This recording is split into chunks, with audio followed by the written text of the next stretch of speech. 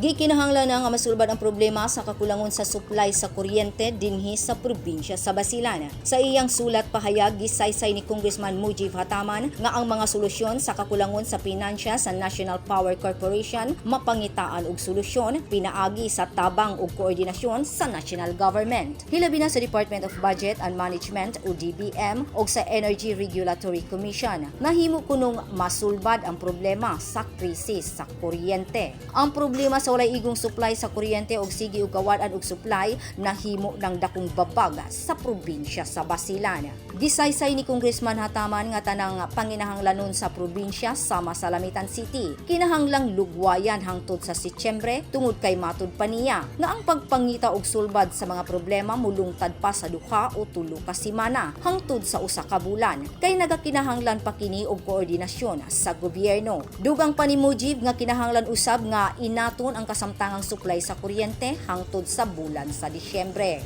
Ug sa bulan sa Enero uban ang bag-ong budget basin kuno madesisyonan na kini tungod sa paghisgot sa national government sa 2023 budget ug ang pagsaka sa mga presyo ilabi na sa gasolina. Kay lagi dili man ang national government ug NAPCOR ang nagpaabot nga moabot og 2 ka pilo ang presyo sa lana kundili misaka kini tungod sa gubat sa Ukraine. Giingon usab ni Mujib nga kinahanglan gayud nga mangandam og siguruhon nga makapangita og dugang pang mga pamaagi sa pagsulbad sa mga problema ug siya isip usa ka representante sa Kongreso ug usa-usab ka negosyante. Nasayod siya kung unsa kadako ang epekto sa blackout sa mga negosyo ug sa panimalay.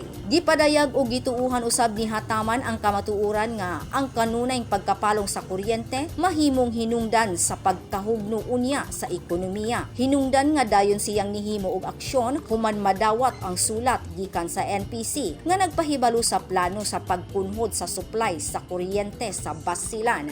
Nagalaom ang mga Basileño nga pinaagi sa pagpaningkamot ni Congressman Mujib Hataman uban sa lain pang may mga katungdanan sa gobyerno nga marisolba na ang dugay ng problema sa probinsya. Grace Alpunaba, Newsline Philippines, Basilan Province. Stay safe